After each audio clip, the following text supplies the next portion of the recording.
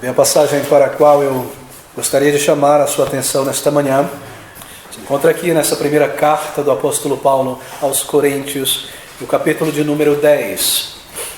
1 Coríntios, capítulo 10, versículo de número 13 em particular. As palavras: não veio sobre vós tentação senão humana, mas fiel é Deus, que não vos deixará tentar acima do que podeis, antes, com a tentação dará também o escape, para que a possais suportar. E o título dessa meditação nesta manhã é Lidando com Tentações e Provações. Bem, queridos, esse é o nosso segundo estudo nessa minissérie, 2 estudos apenas sobre santificação, onde o nosso foco desta vez é a luta contra pecados e tentações. E nós recordamos que em nosso primeiro estudo, nossa primeira consideração sobre este tema, nós vimos sobre o arrependimento após a conversão. E o que caracteriza um verdadeiro arrependimento?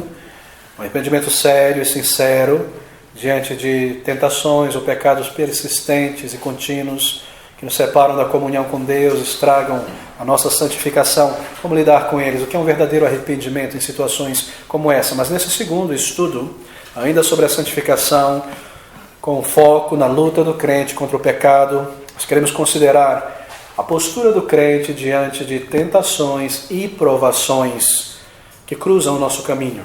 São tentações, são provações que vêm subitamente, poderosamente sobre nós, de repente. Este é um outro aspecto da nossa luta contra o pecado. E esse versículo 13 é um versículo maravilhoso, porque aqui nós encontramos todos os ingredientes necessários na palavra de Deus para lidarmos com situações como essa.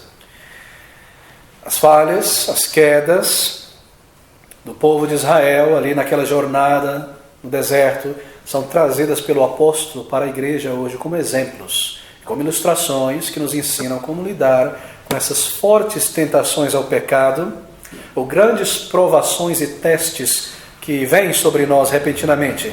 E aqui o apóstolo Paulo está lidando com essas tentações para o pecado, mas também, não apenas com tentações, mas provações, circunstâncias que provam ou que testam, sacodem como se assim foram a nossa fé. E porque essa palavra do versículo 13, tentação, não veio sobre vós tentação senão humana, uma palavra que também poderia ser traduzida corretamente como provação. O termo no grego traz ambas as ideias, tentação ou uma provação para o pecado. Essa ideia é um versículo então que lida tanto com tentações para o pecado, como aquelas grandes provações da nossa fé que vêm subitamente, de maneira que a promessa em particular que nós encontramos aqui nesse texto, bem, uma promessa que se aplica tanto às grandes tentações como às grandes provações na vida cristã.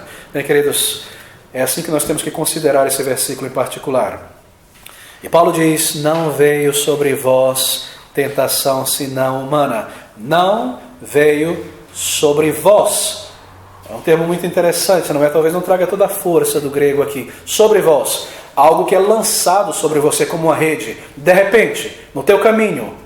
Um perigo, uma grande tentação, uma grande provação. Não veio sobre vós. Paulo está falando sobre tentações e provações que, como vêm, aquelas que vêm de repente sobre nós em determinado momento, algo que te toma de surpresa, algo que talvez você não esperava, algo que você não planejou, como uma rede que é lançada em teu caminho sobre você, uma tentação para o pecado muito forte, muito séria, ou uma provação muito grande da tua fé em Deus, em sua palavra.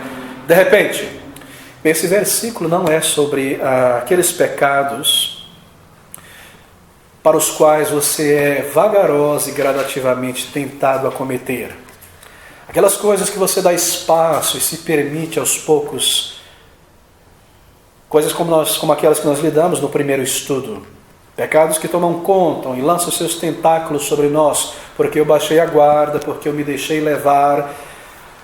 Não é esse o tipo de tentação ou provação que está em vista nesse versículo, mas uma tentação súbita, repentina, uma grande provação cujo objetivo é te levar ao chão e à lama do pecado, alguma provação grande da tua fé que vem repentinamente. Bem, a promessa de auxílio que está contida nesse versículo é para tentações como essas, para provações como essas, tentações e provações para o pecado, que não é a nossa culpa, que nós não nos permitimos, mas que vêm sobre nós, que são lançadas sobre nós. Bem, não é uma promessa de auxílio para aquelas tentações ou pecados que resultam da nossa indulgência ou indolência, quando nós premeditamos cometer um pecado, quando nós pensamos a respeito e nos deixamos levar pela tentação, ou vamos na direção dela sabendo o que estamos fazendo e para onde estamos indo, e escolhemos ir nessa direção, não é uma promessa de auxílio para pecados como esse, mas sim para tentações e provações, como diz o versículo, que vem sobre nós. É sobre isso que Paulo está dizendo aqui. Não veio sobre vós tentação senão humana. Bem, que tentações ou provações seriam essas que Paulo tem em mente aqui nesse texto? Talvez pode ser uma grande adversidade que entra em nossas vidas. Algo que vem de repente. Uma grande pobreza, uma grande destituição financeira, quando as pessoas perdem seu emprego de repente, ou se veem sem certas economias e se encontram em grande dificuldade, em má situação, sofrem uma imensa perda, talvez um presidente venha por aí, leve embora todas as suas economias, e a pessoa se encontra com a roupa do corpo, e com a comida na despensa, e com dívidas a serem pagas e compromissos, uma grande provação. Um grande teste, uma grande perda grave, um roubo, um incêndio, qualquer coisa que leve embora grande porção de sua substância material e você se vê numa penúria de repente, em uma situação difícil. Eu creio que é uma tentação como essa, uma provação como essa que Paulo tem em vista. Grande tentação, grande provação. Ou talvez você sofra alguma difamação, algum insulto grave, severo, alguma calúnia, e isso te machuque grandemente, ou isso te traga grande desvantagem, ou você sofra alguma perseguição ou rejeição por pessoas que por um certo tempo estavam do teu lado, ou você sofra alguma perseguição por causa da tua fé no Senhor Jesus Cristo e o teu amor por Ele. Para qualquer uma dessas provações, testes sérios e graves, por causa da tua fé em Cristo Jesus, para qualquer uma dessas situações que podem vir sobre nós, de repente, em um determinado momento de nossas vidas, bem, há promessas especiais do Senhor para seus filhos e filhas. Nós podemos sofrer a perda de algum ente querido, muito amado, alguma enfermidade extremamente debilitante vem sobre nós, um acidente, algum problema sério, doloroso, porque todos nós estamos sujeitos a essas coisas neste mundo. Ou talvez você possa sofrer um grande desapontamento consigo mesmo, e você não conseguiu lidar com uma situação, e você se sentiu muito decepcionado consigo mesmo, fez algo que não deveria, isso te machucou muito e trouxe vergonha de si mesmo. Isso te trouxe dor e foi doloroso, algo terrível. Uma grande provação para você pessoalmente. Um grande teste. Algo que aconteceu. E coisas assim podem vir de qualquer direção, em qualquer momento nessa vida, em qualquer esquina que nós viramos. Porque nós também estamos sujeitos a essas coisas. Então, queridos, para situações como essas, há uma promessa especial aqui nesse versículo 13. E há também pecados que se levantam no meio das tentações e no meio das provações. Um óbvio é a autocomiseração. Uma provação nos derruba, nós reagimos mal. E ali nós seguimos, talvez não falando, mas pensando dentro de nós mesmos, murmurando na mente sobre a nossa condição, e cultivando e alimentando e regando certos sentimentos de pena por nós mesmos, e às vezes até chorando por nós mesmos, nos imaginando em certas circunstâncias, em certas condições. Se daqui a pouco eu me vejo dentro do meu caixão e todo mundo à minha volta chorando por mim, e a autocomiseração começa a tomar conta, porque no meio de uma provação ou de umas circunstâncias eu não me saí bem, e ali eu começo a pecar contra Deus, ou haja amargura dentro de mim, contra outras pessoas, ou ciúmes, porque elas não passaram pelas mesmas dificuldades que eu, elas parecem tão saudáveis, tão bem, só eu que passo por isso, e eu sou levado à amargura e a ciúme dos outros, e a pecar. E assim, é uma tentação, é um pecado que vem no meio de uma provação. O nosso orgulho pode estar muito, muito machucado e nós reagimos mal com o temperamento e a ira e a explosão. Ou nós duvidamos de Deus. Ou falhamos em adorar a Deus no meio da provação e da tentação e manter o nosso amor por Ele, e manter a nossa adoração a Ele, porque nós entramos em uma espécie de conflito com Deus agora. Nós não diríamos isso, obviamente, mas sentimos. E eu digo, essa situação não é bastante razoável para mim, é completamente irrazoável, e Deus não me protegeu como Ele deveria. E assim há provações, então uma reação pecaminosa talvez no meio da provação. E há também certos pecados em outras esferas bem diferentes da que nós descrevemos aqui. Você pode, por exemplo, cair debaixo do peso de uma grande tentação para a cobiça, uma ambição desenfreada de ter e de alcançar algo, ou a manifestar um mau temperamento. Eu estou apenas dando exemplos aqui seguindo o texto. Veja os tipos de pecados que são mencionados aqui entre o povo de Israel, versículo 6. Nós temos cobiça. Versículo 7, idolatria. Versículo 8, fornicação. São pecados, tentações para grandes pecados. Versículo 9, são grandes provações. Tentemos a Cristo no meio da provação, desconfiar dele, deixar de lado a minha adoração a ele, empurrar para o lado os seus métodos, os seus planos, porque eu estou no meio de uma situação difícil. Eu vou tentar a Cristo agora. Versículo 10, murmurar. Uma grande provação, porque eu estou no meio de uma situação difícil e eu sou tentado ao pecado da murmuração e da reclamação e de lamuriar, e toda a minha conversa agora é lamúria e lamúria, e para baixo, como se não existisse um Deus, como se Ele não fosse poderoso e capaz de mudar todas as coisas. Aqui há pecados, aqui há tentações grandiosas que vêm sobre nós. Grandes provações e mesmo tentações ao pecado que se levantam no meio de grandes provações. Nós podemos pensar sobre os 10 mandamentos, uma outra lista de situações. O quarto deles, em particular, o dia do Senhor. E você talvez seja tentado, num período de provação, a empurrar o dia do Senhor para o lado, ou tratar o dia do Senhor como coisa comum e ordinária, ou a desonestidade. E ali vem aquelas grandes mentiras ou desculpas para me sair de uma situação difícil. De modo que o pecado pode vir, de repente, no meio de uma provação.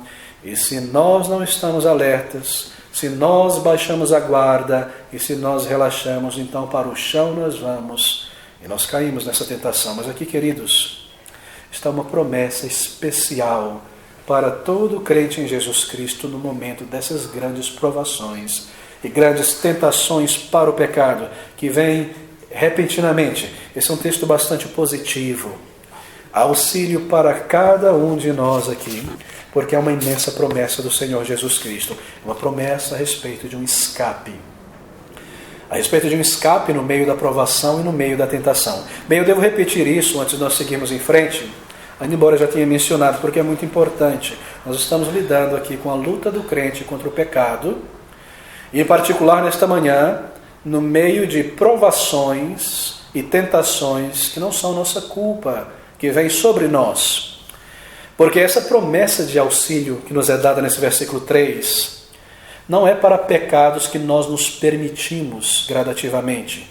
Porque se você se permite um pecado e planeja um pecado, bem, é bem provável que Deus te entregue a esse pecado e te permita seguir em frente nele, para que você sofra as consequências e vá de mal a pior, e aquele pecado envolva os seus tentáculos sobre você, e você se afunde em um senso de miséria espiritual e perca bênçãos espirituais, e seja uma disciplina do Senhor sobre você. E Ele tem que usar de punição para te trazer de volta, porque Ele não permitirá que você se perca por inteiro. De modo que pecados voluntários, buscados, planejados, indulgidos, é algo muito sério. Essa promessa do versículo 13 não se aplica a pecados como esse. Você considera um pecado extremo, por exemplo, como a pornografia. A promessa do versículo 13 não se aplica a pecados como esse. Porque é algo buscado, é algo planejado, é algo permitido, é algo que eu me exponho a isso. É algo que eu coloco diante de mim, é algo que irá controlar a tua mente, é algo que dará poder sobre você, É algo que irá ter grande controle sobre a sua vida no momento em que você se permite tal pecado e se deixa levar. Queridos, não subestime o poder do pecado como este que eu acabei de mencionar. Ele destrói uma pessoa, ele arrasa por dentro uma pessoa, ele afasta de Deus e te lança na lama do pecado. É um pecado cuja promessa de Deus nesse versículo 13 não se aplica. É um pecado que irá requerer de você um grande, um imenso esforço com a ajuda de Deus para você se ver livre dele. Mas esse tipo de pecado não é algo repentino que veio sobre você. É algo que foi permitido aos poucos. E isso é terrível. E nós temos que tomar imenso, tremendo cuidado de todas as formas quanto a isso. Ou pense, talvez, um outro tipo de pecado que é permitido aos poucos, o abuso de certas substâncias químicas. Há várias delas. Nós podemos pensar sobre muitos tipos. Gradativamente começam a tomar lugar em nossa vida. E causa uma dependência. Mas deixe-me mencionar uma dessas substâncias que passa muito desapercebido e que as pessoas subestimam. É um tipo de droga eufórica. É a dependência do ritmo musical. E há pessoas que são altamente dependentes de ritmo e de música. E da pulsação da música contínua, e da batida, e do baixo, e da bateria, na cabeça, pelos sons de ouvido entrando como uma droga eufórica. Para que eu me sinta bem. E eu acordo de manhã e fone de ouvido e deixo entrar essa droga eufórica. Eu preciso me alimentar dela continuamente. Eu preciso do rock, do pop, de algum estilo outro de música e de ritmo que me dê coragem, que me dê conforto comigo mesmo. Uma pessoa que precisa de 2 dedos de cachaça para levantar sua moral. Eu preciso dessa droga, dessa batida, desse ritmo. Eu preciso da adrenalina, do baixo, movendo meu coração em batidas para que eu me sinta bem ao longo do dia. Como uma droga eufórica, e eu me submeto a isso. E eu não consigo viver sem isso. E se eu passo muito tempo sem essa droga, eu me sinto meio vazio, eu tenho que ir atrás de algum outro CD e colocar e ligar, senão eu não me sinto bem comigo mesmo. E você é levado a ouvir todo tipo de coisa pecaminosa e vil e sensual que domina você. Coisas como essas que eu planejo e me indujo. Essa promessa do versículo 13 não se aplica. Isso deve estar bem claro em nossas mentes, porque nós estamos em uma luta muito séria contra o pecado e pela santificação. E nós devemos agir com grande inteligência na palavra de Deus para sabermos lidar com todo tipo de pecado, todo tipo de provação. Mas, queridos, há neste versículo uma promessa de Deus para essas grandes provações, grandes tentações que vêm de repente em nosso caminho, que parecem ser maiores do que nós, mas que não são, nós veremos. Uma promessa do Senhor Jesus. E nós queremos seguir esse versículo. Veja o que ele diz: não veio sobre vós tentação senão humana. Bem, esse versículo poderia ser traduzido da seguinte maneira, para tornar mais claro ainda. Não veio sobre vós tentação alguma que não seja do tipo humano. Percebe? Não veio sobre vós tentação senão humana. Em outras palavras, a tentação que vem sobre nós é tentações para seres humanos. Você não receberá uma tentação que foi feita para o anjo. Não será algo mais forte do que você, maior do que você possa suportar. Não veio sobre vós tentação senão humana. Tentação, provações que vêm sobre nós são comuns a todos os seres humanos. É isso que Paulo está dizendo. As únicas tentações que você e eu iremos sofrer ao longo da jornada desta vida são distintivamente humanas, tipicamente humanas. Nossas provações, nossas tentações nunca serão maiores do que as provações e tentações que outros crentes em Jesus Cristo experimentam em toda a parte do mundo, e mesmo incrédulos. Não será sobre-humana. Não veio sobre vós tentação senão humana. Esse é um pensamento que traz um certo conforto, não é? Mas também uma certa reprovação sobre nós. E nós precisamos às vezes disso. Porque eu já estava a ponto de pensar na minha tribulação, na minha tentação, que ninguém no mundo passa pelas coisas que eu passo. E que não acontece com ninguém esse tipo de tentação que eu me vejo ser tentado nesse momento. Só acontece comigo. E é por isso que é irrazoável que isso acontece comigo. Não, diz o apóstolo, é uma tentação ou sofrimento tipicamente humana. Então não sai por aí com a ideia dizendo que você tem o direito, eu tenho o direito à autocomiseração, eu tenho o direito a explodir nessa situação, é me frustrar, lamuriar, só eu passo por situações como essa, ninguém passa por isso. Não veio sobre vós tentação senão humana. Tentação ou provação que tem sido experimentada por seres humanos desde o início dos tempos e por crentes em Jesus Cristo em particular. Bem, essa é a primeira aplicação óbvia desse texto. Tentações virão.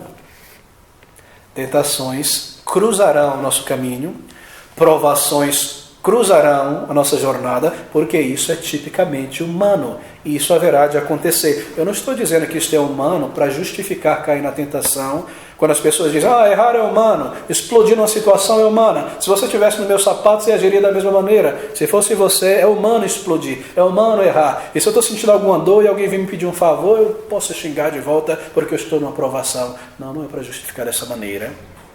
É humano passar por tentações, sofrer provações, assim isso irá acontecer, mas você não tem necessariamente que sucumbir ou pecar no meio da tentação ou no meio da provação, porque essa é uma tentação humana, ela não é sobre-humana ao ponto de te desabar.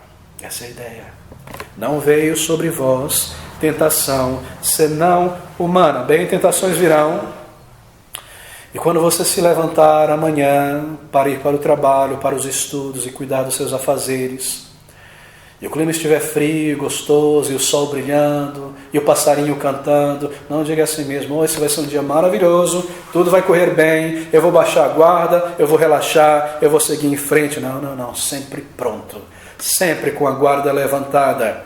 Provações virão. Tentações virão. Talvez a ilustração do lutador de boxe nos ajuda. E uma das primeiras regras que você aprende quando você começa a praticar boxe é mantenha a guarda levantada. E às vezes você vê as pessoas nas suas competições por aí, juvenis, aprendendo, eles começam a lutar e baixam a guarda. Você sabe que daqui a pouco ela vai ser nocauteada, porque baixou a guarda. Assim não baixa a guarda. Na segunda-feira, tentações virão.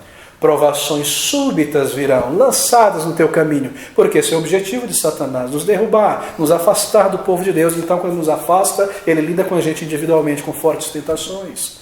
Provações se levantarão, tentações se levantam dentro de nós, da velha natureza, e fora de nós. Então esse é um fato, querido, mantenha a guarda levantada, é inevitável que tentações e provações virão. Bem, a segunda aplicação que já mencionei, é que essa não será uma tentação ou provação sobre-humana. Assim você não precisa necessariamente cair ou sucumbir no meio dela. Seja uma grande perda, um grande desapontamento, uma grande decepção, difamação, um desapontamento consigo mesmo. Milhões de crentes em Jesus Cristo já sofreram, e mesmo não crentes têm sofrido essas mesmas coisas que você e eu haveremos de passar ao longo dessa semana. São coisas típicas de um mundo decaído, são coisas típicas de um mundo que está debaixo da maldição do pecado, e as nossas tentações e provações não são piores do que as dos outros. E nós somos crentes, irmãos, salvos pela graça de Deus. O diabo não pode nos possuir, um demônio não pode entrar dentro de um crente, tomar conta dele e levá-lo a reagir ou fazer coisas fora do comum, contra a vontade dele. Não há algo para além da experiência humana. Isso não irá acontecer com você. Não imagine que possa acontecer. É quando nós temos doutrinas erradas na cabeça que nós começamos a justificar mau temperamento. Bati na esposa porque teve um demônio de bater na esposa que entrou em mim. Roubei o chefe, manipulei, agi errado porque foi um tentador que entrou dentro de mim de maneira nenhuma. Não veio sobre vós tentação senão humana. Deus não tenta ninguém, somos nós que somos tentados. Mas você não precisa cair, nem pecar no meio da tentação, nem pecar no meio da provação, porque não é uma tentação além da sua capacidade e força. E a promessa vem que mesmo no meio da provação, mesmo no meio da forte tentação, haverá uma porta de escape. Não de escape da provação, não de escape da tentação, mas escapar de pecar no meio da situação. Bem, mesmo que seja uma grande perseguição por causa da nossa fé em Jesus Cristo. E a propósito, deixe-me fazer um parêntese aqui, a perseguição por causa da fé no Senhor Jesus Cristo em todas as épocas. Sempre irá acontecer perseguição de não crentes contra crente em Jesus Cristo em todo o mundo, em todas as épocas. E porque se não fosse pela mão de Deus restringindo a natureza humana má, quanto aumentaria em toda parte a violência contra o povo de Deus. Haveria perseguição imediata contra crentes em toda a cidade, em todo o país, imediatamente, se não fosse a mão de Deus restringindo, porque isso é tipicamente humano, perseguir o povo de Deus, perseguir a fé. Seres humanos não regenerados irão sempre perseguir o povo de Deus. Se Deus levantar a sua mão de restrição neste mundo, perseguição instantânea em cada país, em cada cidade, o tempo todo. Assim como também haveria guerra continuamente em cada cidade o tempo todo, se Deus não restringisse essas coisas, porque isso é tipicamente humano. Está no coração humano, a revolta, a maldade, a miséria. Porque as pessoas não saem mordendo umas às outras na rua e se matando dia após dia, continuamente em larga escala, porque Deus restringe o mal, para que o Evangelho ainda possa seguir em frente e a sua palavra ser proclamada. Assim Ele restringe, assim como também, queridos, haveria perseguição e guerra contra o povo de Deus continuamente, sem cessar, em todo o mundo, o tempo todo. Cristo disse, o mundo vos odeia. João capítulo 17, nós lemos sobre isso. E é a misericórdia de Deus que restringe este ódio, essa maldade. Bem, queridos, se nesse país, o Brasil, você encontra pessoas, colegas de trabalho, vizinhos, que são antagonistas e indiferentes à sua fé, mas mesmo assim, eles estão contentes em relacionar-se com você, ter amizade e andar com você, saiba que isso não é natural ao ser humano. Foi Deus que restringiu a atitude normal do ser humano contrária a um crente neste mundo. Porque este é um mundo dominado por Satanás. Ele é chamado de o homem valente neste mundo. Ele domina as mentes e o seu objetivo e o seu alvo é a igreja, Cristo. Essa é a natureza normal do ser humano. Para que o Evangelho prospere e siga em frente, Deus restringe o mal ainda. E nós deveríamos ser grandemente agradecidos a Deus por isso, por essas restrições que ainda existem em nosso país. E nós podemos pregar o Evangelho em toda parte. Nesse país nós não sofremos ainda perseguição física. Há irmãos e irmãs em Cristo em muitos países que estão sofrendo hoje, nessa manhã, agora, perseguição física em todos os lugares, na Palestina, no Oriente Médio. Nós não sofremos ainda perseguição física no Brasil. Bem, nós temos nos últimos anos, nas últimas décadas, talvez uma década para cá, começado a sofrer perseguição intelectual. E você percebe essa perseguição intelectual, não é? Contra o cristianismo, contra os princípios da moral cristã. E perseguição jurídica começa a tomar força gradativamente. E o povo de Deus já começa a ser cerceado, isolado, empurrado aos poucos para fora da sociedade, coisas como essa. E a sofrer desvantagem, e a ser rotulado e taxado. E não se surpreenda se em poucas décadas houver o início da perseguição física no Brasil contra crentes em Jesus Cristo. Talvez quando uma religião dominante tomar lugar nesse país, como o islamismo, ou quando a religião evangélica que prega o falso evangelho se organizar de tal maneira, de maneira a tentar impedir a pregação da palavra de Deus, e monopólios forem montados por meio de leis e lobbies, ou quando as forças do ateísmo e do homossexualismo e seus grandes e poderosos lobbies militantes jurídicos começarem a cercear. Isso já acontece em outros países mais evangélicos do que nós pensamos sobre os Estados Unidos. Talvez você tenha lido recentemente o caso de alguns estados onde a militância homossexual é tremendamente forte, mas o objetivo não é apenas direitos humanos, essa é a desculpa. O objetivo é cercear a igreja. Você leu sobre aquele casal, dono de uma loja de bolos, não é? Confeitaria, e que se recusaram a fazer um bolo de casamento para um casamento homossexual, porque entenderam que ao fazer isso eles estariam celebrando algo contrário à palavra de Deus, e foram penalizados, multados, quebraram, e a pressão da militância homossexual. Você percebe como as coisas acontecem? Isso está acontecendo em nosso país hoje. Há perseguição intelectual. Não está na televisão, não está na mídia, mas está acontecendo e vai tomar mais e mais e mais força. Bem, perseguições virão, e virão de várias formas, e essas coisas devem, em certo sentido, fazer diminuir o nosso descontentamento com as nossas provações pessoais. E se vier alguma forma de perseguição em nosso local de trabalho, por exemplo, a minha promoção demorar mais do que eu esperava, e meu bônus não sair no momento em que eu queria, oh, queridos, Isso nos ajudará a não sentir pena de nós mesmos, e nós dizemos a nós mesmos: é somente isso que eu tenho que sofrer para Cristo Jesus, por Ele?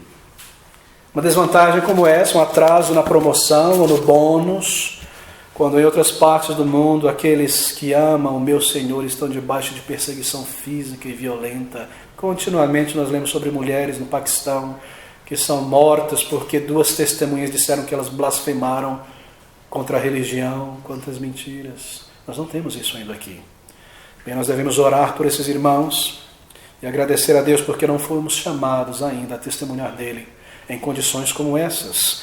Bem, isso foi uma longa digressão, mas para tocarmos em um ponto muito importante, para mostrar que tentações e perseguições são comuns ao ser humano decaído. Não veio, diz Paulo, tentação, provação sobre vós que não seja humano. Mas veja essa promessa: mas Deus é fiel. Quão tremendo são essas palavras. Se você apenas parasse nesse momento e refletisse sobre essas palavras. Essa é a segunda vez que essa declaração é feita nessa carta. É feita também no capítulo 1, no versículo de número 9. Fiel é Deus, pelo qual fostes chamados para a comunhão do seu Filho Jesus Cristo, nosso Senhor. Isso é sobre a bondade de Deus, irmãos. É sobre a bondade e o amor de Deus para com seu povo. E a aplicação dessa declaração do versículo 13 é tremenda. É que quando você é tentado subitamente, uma grande provação, uma grande tentação, fortemente tentado para um pecado, lembre-se que Cristo prometeu e que Ele garante ajuda, uma promessa, e Ele é fiel à sua promessa. Deus é fiel e os olhos dele estão sobre você no momento dessa provação e tentação. Ele é fiel, Ele está próximo, Ele está disponível, Ele está desejoso a auxiliar. Ele está ali pronto como um Pai de misericórdia. E Ele responderá ao seu chamado para a tua oração, para que você não caia na tentação e peque contra Deus. Deus é fiel. Ele te ajudará. Você pode dirigir a Ele uma oração de emergência no momento da provação. Em qualquer tentação, em qualquer situação que vem sobre você, de repente, Deus nos ajuda. Não há qualquer razão para que nós nos entreguemos ou sucumbimos na provação, na tentação. A simpatia de Deus por seus filhos e filhas é sem limite. Queridos, ouça essas palavras, elas são tão grandes. Mas fiel é Deus, ele diz. São palavras maravilhosas. Quão confortante é ouvir isso, não é? Que Deus é fiel. Você não é fiel, meu irmão, minha irmã. Eu não sou fiel, ou pelo menos nós não somos, no sentido completo da palavra, cheios de fé e de fidelidade. Mas Deus é fiel. Deus é fiel. E se nós somos infiéis, Ele permanece fiel à sua promessa. E cada promessa que Ele faz, sempre cheio de compaixão e misericórdia para aqueles filhos e filhas que Ele adotou um dia. Ele não nos permitirá afundar nos mares da provação. Ele nos livra de dificuldades quando essas dificuldades já cumpriram o seu propósito. Ele é fiel a cada promessa que fez quando Ele te salvou. Lembra daquelas promessas de amor do teu Pai Celestial? Hebreus capítulo 13, versículo 5. Não te deixarei, nem te desampararei.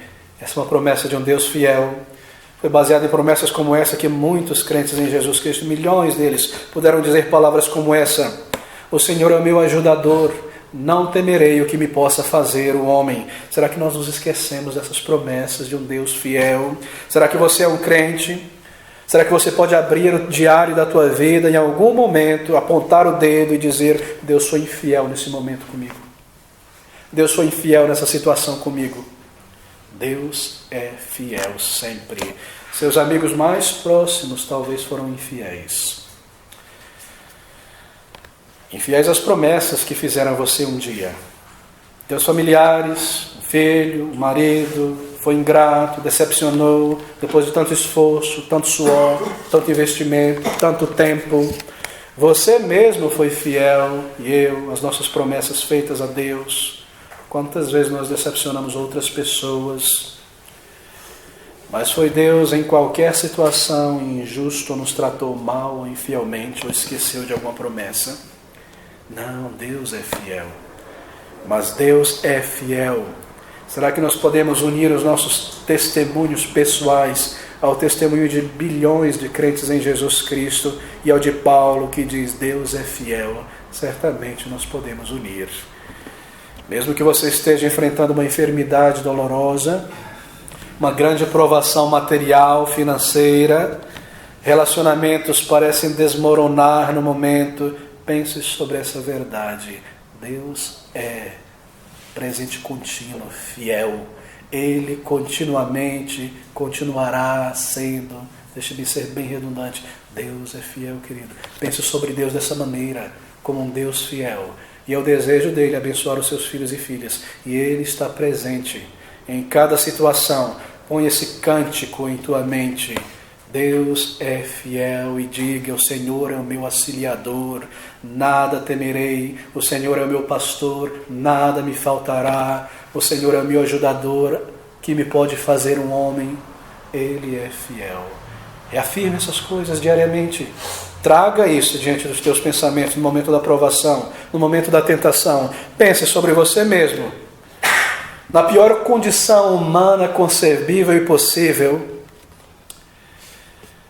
então saiba que mesmo em situações como essa, você não terá condição e justificativa para duvidar de teu Deus. Ele é fiel. Pense sobre você no passado. Lembre-se de Jó no montouro. Deus deu, Deus tirou, bendito seja o nome do Senhor. Você está sobre os braços de Cristo Jesus, você sempre esteve. Houve um tempo em que você e eu não valíamos nem um centavo. Talvez você não esteja nem um centavo no bolso hoje. Mas houve um tempo que nós não valíamos nem um centavo. Alguém precisava colocar comida em nossa boca, trocar a nossa roupa, nos levantar para não cair e não morrer. Na nossa primeira infância, Deus nos sustentou. Será que na segunda infância, quando a velhice, a enfermidade vier, Ele não nos sustentará nos braços eternos, sob o cuidado de um Deus amoroso? Deus é fiel. Deixa essas palavras falar a tua mente sempre em situações como essas. Mas veja esse versículo novamente. Não veio sobre vós tentação senão humana, mas fiel é Deus, que não vos deixará tentar acima do que podeis. Deus não permitirá uma tentação, uma provação vinda de Satanás com tal força sobre você que seja acima da sua capacidade de resistir. Essa é a verdade por trás dessa palavra. Com a ajuda de Deus você escapará, essa é a promessa. Ele prevenirá uma situação, um infortúnio, uma tentação que seja tão excessiva que te parta no meio e que te derrube. Não veio sobre vós, Paulo diz. Você já tentou para isso. Essa é uma verdade, que Deus, Ele conhece a medida e o limite de cada um dos seus filhos. O que é razoável para você e para mim passarmos nesse plano de treinamento que Ele tem para nós. Ele conhece o limite de cada um dos seus, a medida da força que Ele irá requerer de cada um de nós na provação. Ele sabe o nosso limite. Muitas vezes, esse limite pode variar. Bem, se dependesse de nós, o limite da nossa aprovação seria bem pequenininho, não é? Se nos fosse dado estabelecer o limite da aprovação e da tentação, seria lá embaixo. E assim, qualquer franzir da face de alguém, qualquer dorzinha, Senhor, esse é o meu limite, acabou. Eu posso agora explodir, eu posso agora reclamar, murmurar, me entregar com miseração. Meu limite é pequenininho. Não, mas Deus sabe o limite. Ele sabe a medida. Você não tem que se entregar ao pecado. A tentação, a provação, nunca será acima do limite que Deus tem estabelecido para cada um de nós. Às vezes, esse limite varia. Talvez você esteja mal, enfermo, ou passando por alguma dificuldade. Deus diminuirá esse limite. Ele não quebrará a cana já trilhada. É um Deus de amor e misericórdia, nos diz a palavra. Mas talvez você se encontre em boas condições, forte, uma boa disposição. Então talvez Ele aumente esse limite, porque Ele está nos treinando. Mas Ele não permitirá que seja algo acima do que você e eu possamos suportar ou atravessar com a ajuda dEle. Esse é um pensamento tremendo, querido. Deus é fiel e não nos deixará tentar acima do que podemos suportar. Tudo está debaixo do limite de Deus, do plano de Deus. Você não será tentado acima do que Cristo foi tentado. Pense sobre o Senhor Jesus Cristo por um minuto. Nunca seremos tentados na medida em que Cristo foi tentado. Ali, no deserto, sob a tentação tão intensa de Satanás, cada um de nós teremos sucumbido na primeira. Transforma essa pedra em pão, eu transformo em pão, em bolo, eu transformo em sorvete, eu pulo dentro disso aí. Nós jamais teríamos resistido. Pense no Getsemane, aquelas horas de dor e agonia, e a tentação de Satanás em sua mente para não ir à cruz do Calvário, imensas gotas de sangue. Você nunca será tentado na medida em que Cristo Jesus foi tentado. Aquelas 6 horas na cruz do Calvário, escuridão, e os demônios do inferno cercando, o tentando a descer daquela cruz, para não cumprir o seu propósito. Você e eu jamais seremos tentados como o Salvador foi, na medida que o Deus encarnado foi tentado. Amigos, nunca pense que você tem uma desculpa para sucumbir na provação e no pecado, porque não veio sobre vós tentação senão humana, mas fiel é Deus, que não vos deixará tentar acima do que podeis. Antes, com a tentação, nos diz Paulo, dará também o escape, ou aquilo que Cristo sofreu infinitamente maior do que nós podemos experimentar neste mundo. Ele limitará o nosso sofrimento, Ele limitará a nossa provação, e Ele nos livrará dela no momento em que ela tiver cumprido o seu propósito sábio. Deus tem tudo em suas mãos, não importa quão duro, quão difícil seja a situação, quão perplexo nós nos encontramos em alguma situação. Nunca pense que nós temos uma desculpa para o pecado. Deus não permitirá, amigos, que o diabo lance sobre você algo que seja além da sua capacidade de suportar. Ele me conhece, conhece a você também. Eu preciso fazer um parêntese importante aqui, porque as pessoas já perguntaram sobre isso. E às vezes vira e volta, elas vêm e perguntam: como é que isso se aplica, por exemplo, a casos de violência? Casos de violência, devo eu suportar e resignar e sofrer a violência e o abuso e passar através dessas coisas? Bem, um pouco de teologia aqui talvez. É necessário nós distinguirmos entre 2 tipos de violência. A violência sofrida por causa de Cristo e da fé no Senhor Jesus Cristo e do testemunho do Senhor Jesus Cristo. Em perseguições, quando pessoas nos atacam e nos abusam, bem, essa é uma perseguição que nós suportamos por causa de Cristo Jesus. Há uma parte do vitupério de Cristo que nos cabe suportar e passar por ela. E Deus dará uma graça especial nesses momentos, tenha certeza disso. Você pensa sobre os exemplos dos reformadores e dos mártires, homens levados à estaca, à fogueira, arrastados por cavalos, afogados, como poderiam aguentar? Deus dá uma graça especial e uma paz tão profunda, uma graça imensa em momentos como esse, para esses mártires, ou para a perseguição, no momento em que ela vem, para que nós não neguemos a fé, nos mantemos no Senhor Jesus Cristo. Bem, mas isso não se aplica a todo tipo de violência. Se você sofre alguma violência criminosa, algum abuso criminoso, e que Deus não permita, mas se você sofresse alguma violência no lar, você não tem que suportar ou aguentar isso. Isso não é violência suportada pelo bem de Cristo Jesus, o Salvador. Porque Deus tem declarado em sua palavra que esse tipo de violência é criminosa, é errada e deve ser punida. De modo que sofrer violência irrazoável neste mundo e abuso sério, que não é parte da minha perseguição cristã, bem, você deve tomar as medidas legais necessárias e você deve fazer isso. E a pessoa deve ser punida. Você percebe a diferença entre provação, quando aplicada à violência, a distinção que nós temos que ter claras em nossas mentes. É como diziam alguns puritanos, o primeiro tipo de violência, que eu mencionei por Cristo, caso ela venha, está sob a promessa de Deus de grande graça no meio da provação e da perseguição. Mas o segundo tipo de violência está sob o pronunciamento de Deus na lei, que classifica isso como crime, que o agressor deve ser punido, e para isso Deus dá a espada ao governo. Então, amigos, de maneira que há uma distinção nessa circunstância. Bem, eu fecho parênteses aqui neste ponto, mas essa foi a digressão necessária. Volte comigo a esse versículo agora, porque nós precisamos correr para o final. Não veio, diz Paulo, sobre vós tentação senão humana, mas fiel é Deus, Deus é fiel, que não vos deixará tentar acima do que podeis, antes com a tentação dará também o escape, para que possais suportar. Com a tentação virá o escape, no mesmo pacote virá o escape. Isto é, você está encurralado em um canto, o inimigo te cercou, te levou a uma situação que não parece haver escape, mas de repente você perceberá que é uma porta de saída, que há um escape sim. A tentação para o pecado foi de repente. Quando eu me sentei no banco do ônibus, quando eu abri a porta, quando eu entrei num lugar, quando eu liguei o computador, quando alguém bateu na minha porta, uma provação, uma notícia pelo telefone, de repente, não tem escape. Eu vou desabar em autocomiseração, eu vou explodir em mau temperamento, eu vou me entregar a alguma indulgência. Não, queridos, há um escape junto com a tentação.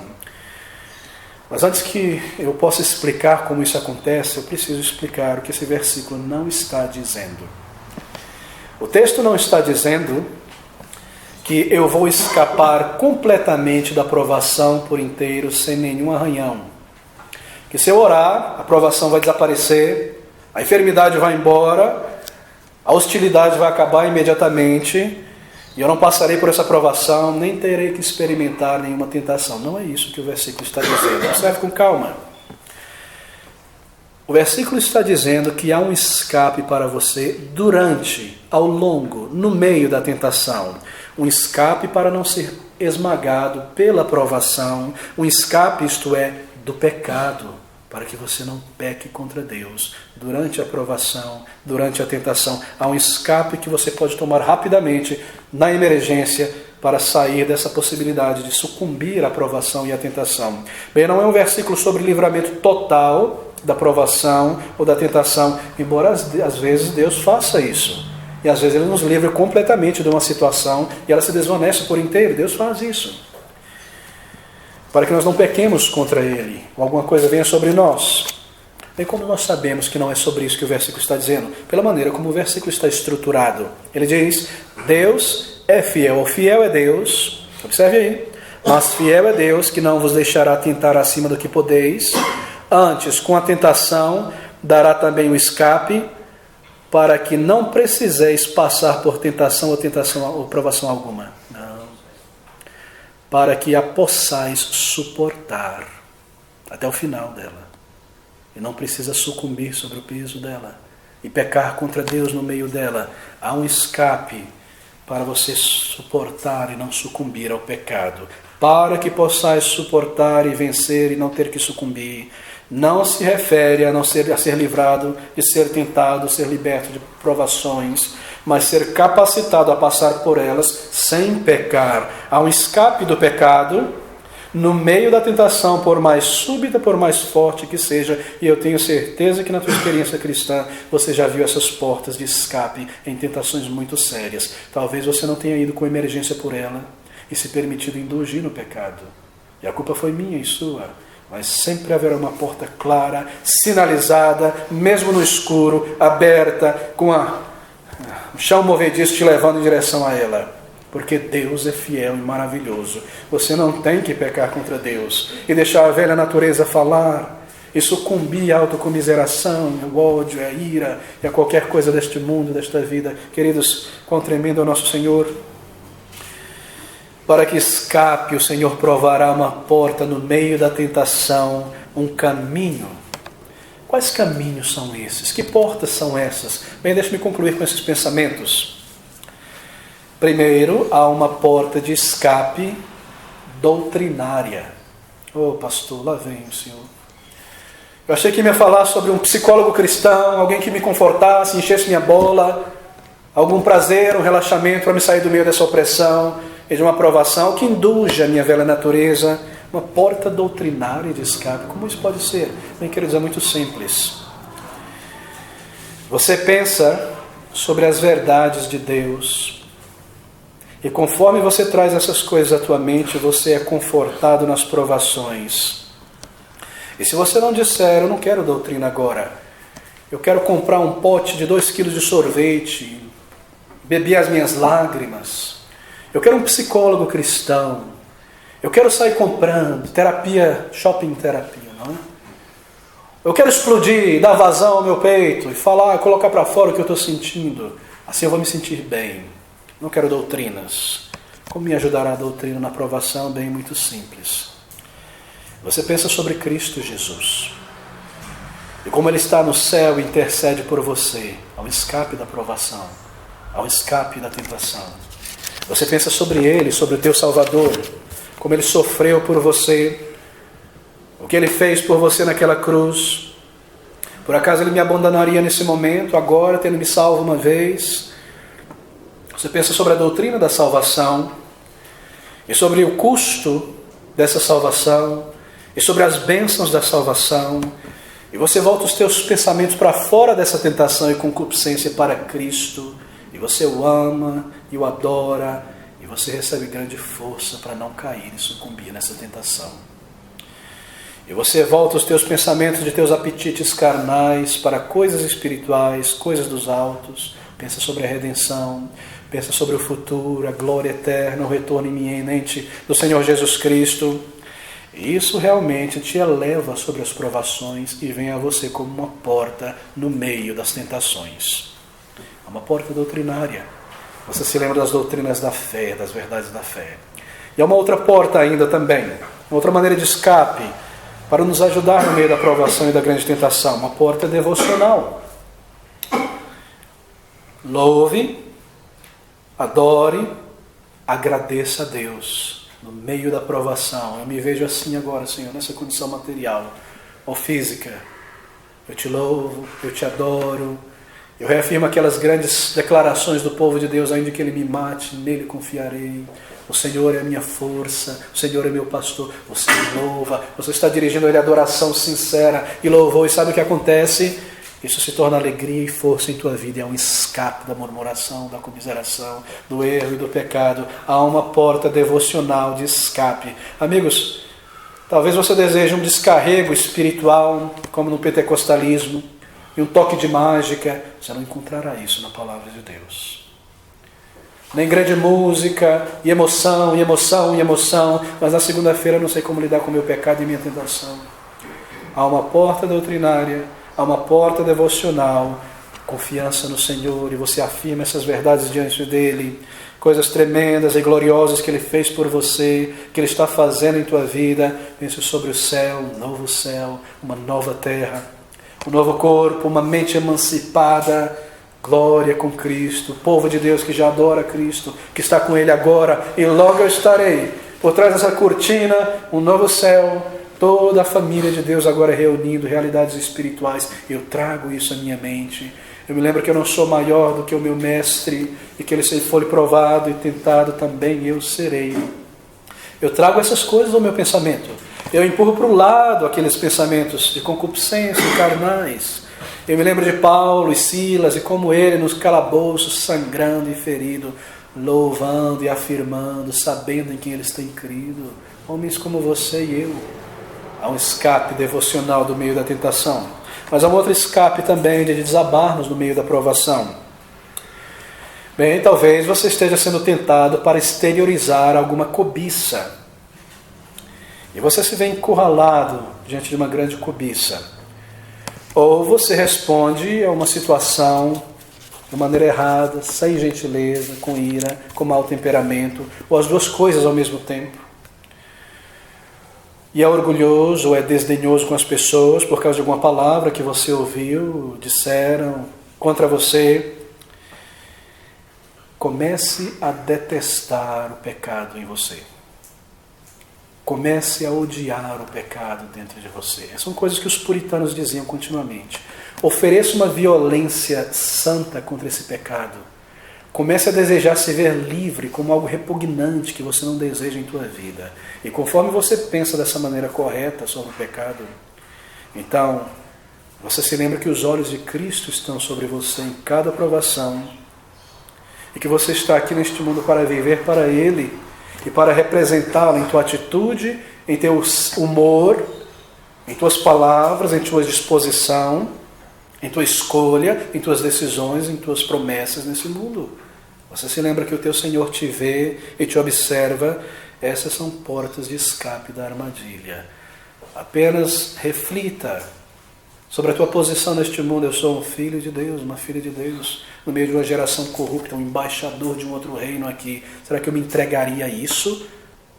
Estando aqui para representar o meu rei e o meu Senhor, e me envolveria com as coisas dos gentios?